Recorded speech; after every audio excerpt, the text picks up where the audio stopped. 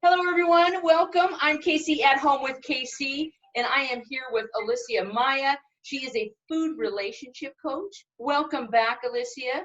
As you recall, it was so good. Thank you. Appreciate you being here and taking your time. Always fun with you, Casey.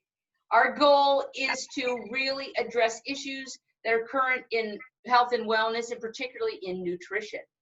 So today we're going to be talking about intermittent fasting. So is it a trend? Is it healthy? Is it good for us? Should we be doing it? Should everyone be doing it? And we have the answers to those burning questions. So in short, intermittent fasting is currently very trendy. So you might know someone who's doing it. And a lot of people do it for health reasons, but basically I think most people are doing it for weight loss or weight management and to feel better. Now, a common way to take on intermittent fasting is what we call the 16-8 ratio, or it's called the Lean's Gain method, where you're fasting for 16 hours and eating for 8 hours. There's also the Stop, Eat, Stop, which is for example, from 1 to 9 p.m., you're doing all your eating, and then the other period of time, you're not. And then, of course, we have the 5-2, which is for 2 non-consecutive days in the week, you're eating 500 to 600 calories, and the other 5 days, you're eating normally. And then, of course, you can also fast in a 24-hour period once or twice a week. So that's basically right. And so what are we eating when we're eating, and what are we not eating when we're fasting? Yeah, so to complement that fasting period, we really want to be sticking to a healthful diet when we are eating. We don't want to be bombarding our system with hard to digest foods such as, like processed meats and cheesy cheeseburgers and, what you already know about healthful eating you want to do during that eating time. Yeah, that makes sense. Yeah, not like, you may be hungry, but still trying to stick to a meal time, like a lunch at 12 to 2 and a dinner at 5 to 7. And so the 9 hours of eating isn't eating continuously for that entire time. That's not work towards your weight loss, just feeling better goals. And liquids that we can drink during this time of fasting would be just primarily non-caloric liquids. So water, black coffee, little cream's okay, tea, green or black herbal tea. Okay. Yeah. Now, even like no vegetable juice, no, because you would have sugars in there. Yeah. So just water, coffee, teas. So fasting isn't a new concept. It's just the way that we're doing it. So historically, fasting we've done for other reasons, right? Yeah, we've been fasting for ages, in different spiritual practices. There's a fasting period, one time of the year, like Ramadan, Lent.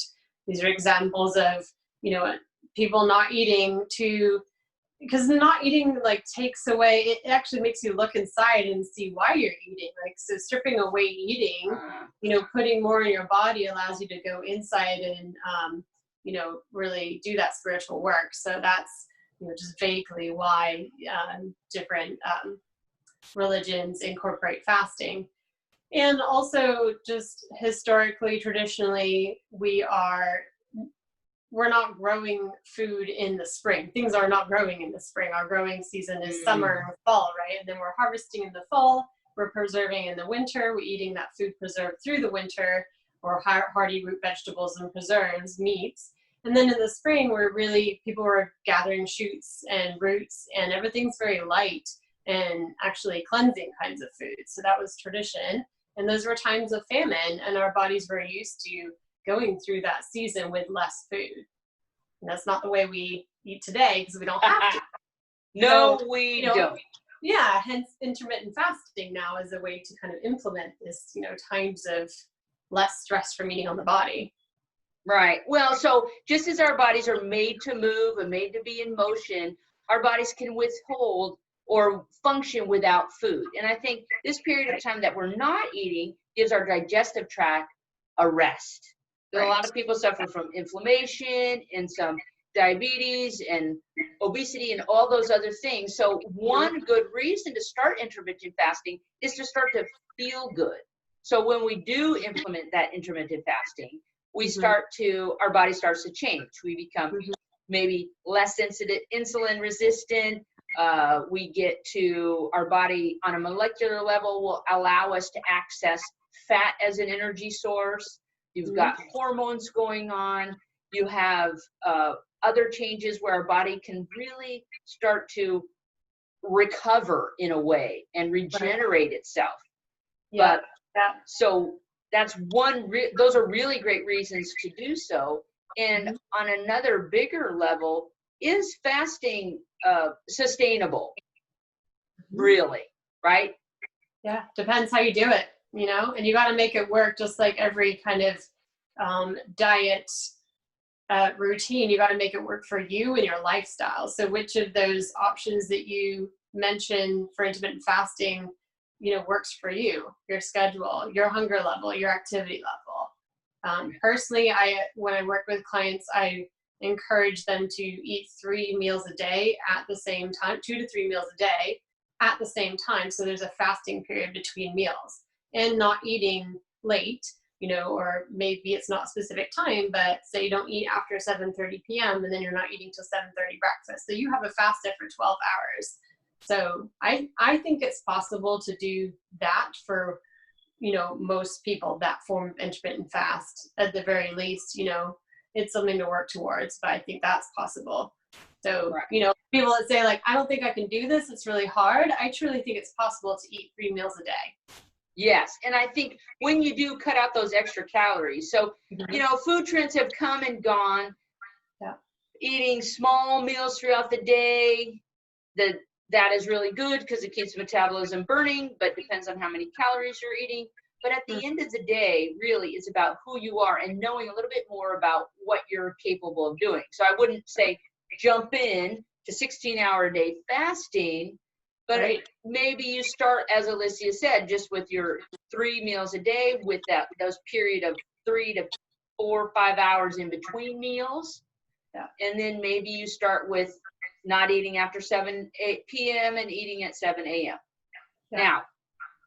Now, we had some questions from you folks, which we really appreciate, and that helps us. So there was a question of, is intermittent fasting good if you have cancer?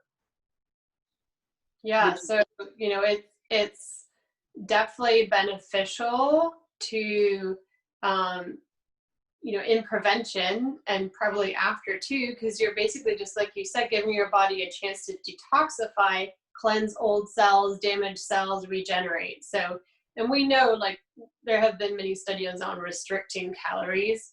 That might sound bad, like, we kind of have a bad connotation with that, but just eating less in general has health benefits, and, including cancer. Okay. Now, and there was another question about endurance athletes. So my background is in triathlon training and endurance sports. So is intermittent fasting good for you if you're involved in some of those activities? And we kind of had a discussion and sort of agreed that you'll need the fuel for your big morning workout.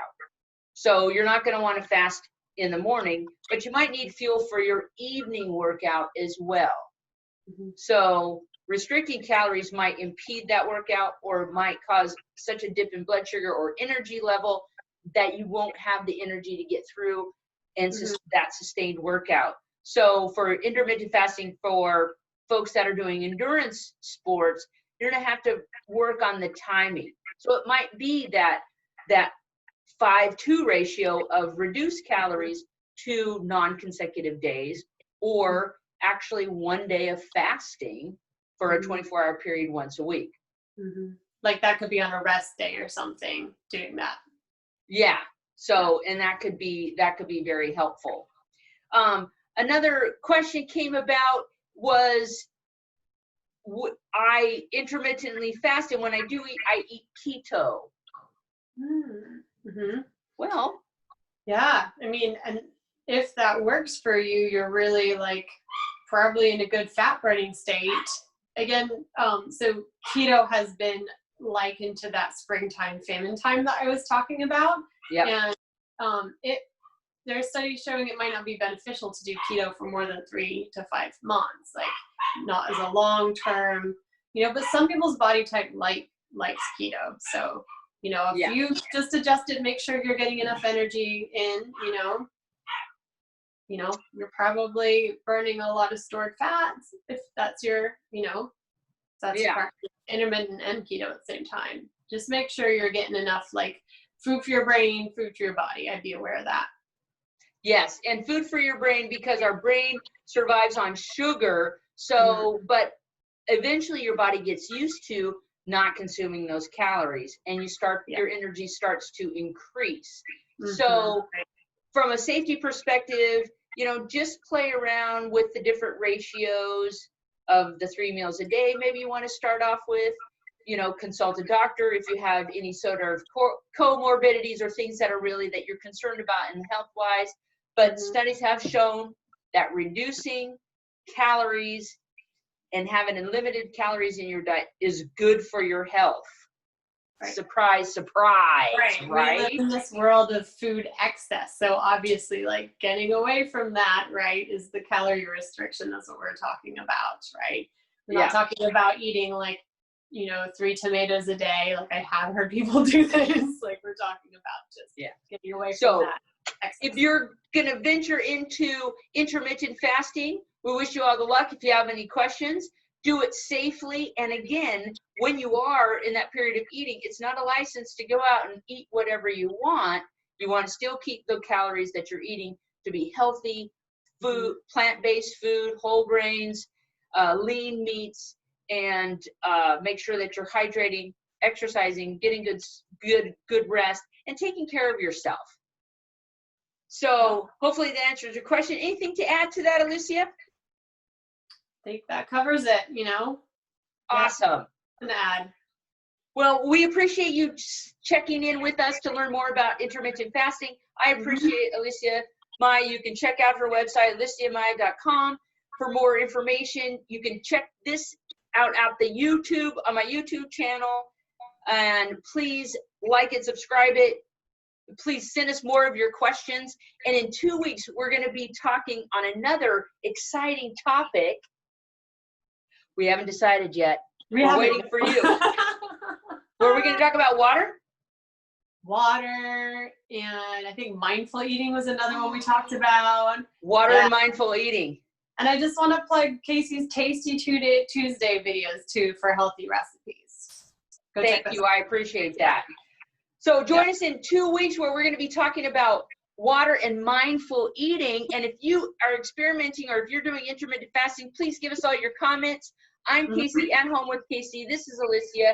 Thank you so much for joining us, and we look forward to seeing you next time. I'm Casey at Home with Casey. Stay safe, stay well.